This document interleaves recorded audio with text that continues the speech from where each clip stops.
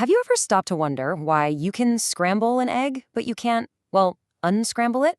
Or why you can remember what you had for breakfast yesterday, but you have no memory of tomorrow's lunch? It sounds almost childishly simple, right? But that little observation actually points to one of the biggest, most profound mysteries in all of physics, what we call the arrow of time.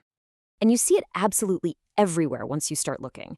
A whole egg, that's a state of order, so easily becomes a scrambled egg, a state of complete disorder. But we never, and I mean never, see the reverse happen all on its own. It's this one-way street, from order to messiness, that we just take for granted. But it turns out it's the key to understanding time itself. So you see, the real question here isn't just about eggs. It's about the very fabric of our reality. Why does time seem to have this built-in direction? A forward-pointing arrow that just relentlessly carries us from the past, through the present, and into the future. To figure this out, we have to start with a really deep contradiction that lies right at the heart of physics. Okay, so first up, time's unbreakable arrow. And this is all about a massive contradiction between the laws that govern the tiniest particles and the world we actually live in every single day. Here's the crazy part. If you zoom all the way down to the level of individual atoms, the rules of the game just completely flip. All the fundamental laws of physics, we're talking everything from Newton's laws to quantum mechanics, they are all time reversible.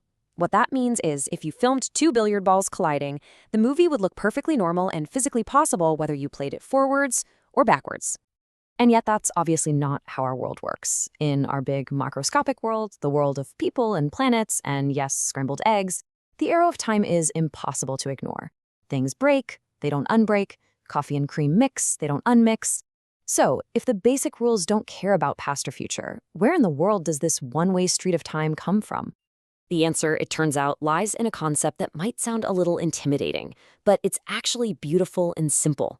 It's called entropy, and it's the secret code that finally explains time's arrow.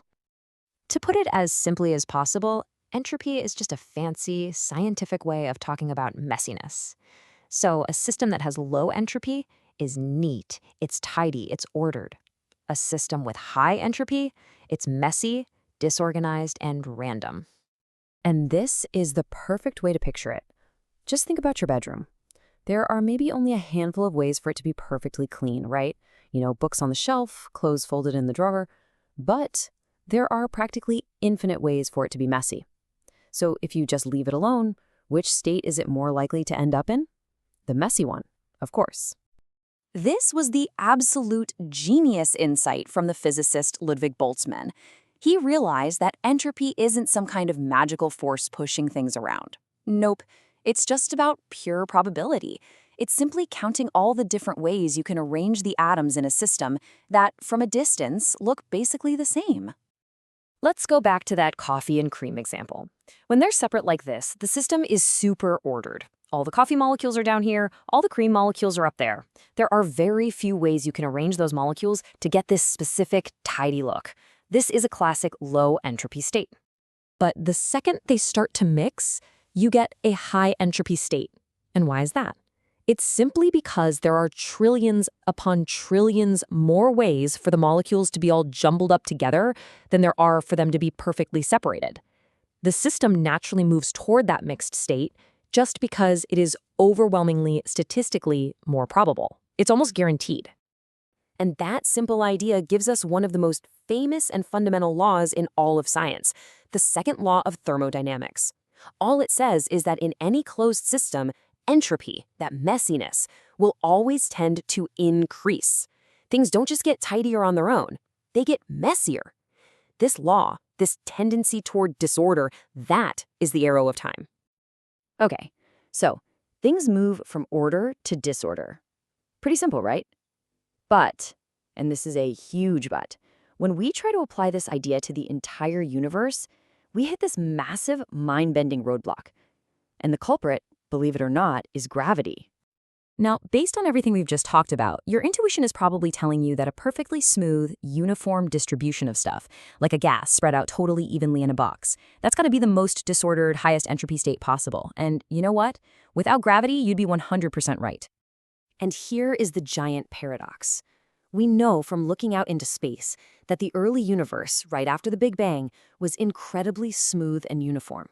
So following our logic, it should have been in a state of super high entropy, right? But for time zero to even exist, the universe had to start in a state of very low entropy. So how on earth is that possible?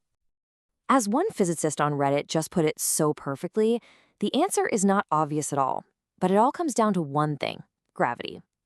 On the cosmic scale, gravity completely changes the rules of the game. So here is the absolute key point. Gravity is an attractive force. It pulls things together. So in a system that's dominated by gravity, like our entire universe, a smooth, uniform state is actually highly unstable.